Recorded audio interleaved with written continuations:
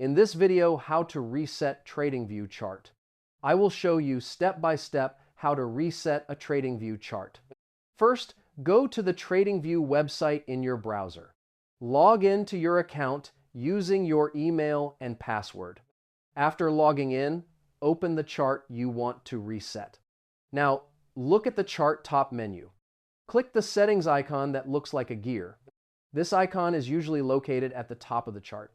Inside Settings, look for the option called Defaults or Reset Settings. You can also right-click anywhere on the chart.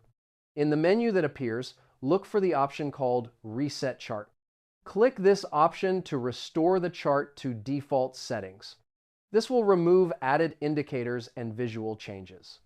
The chart will return to the original TradingView layout. If you prefer, you can also remove indicators manually. Click the indicator name displayed on the chart. Then click the Remove or Delete icon. This helps clean the chart quickly. Resetting the chart is useful when many settings have been applied. Now your TradingView chart is clean and ready to use.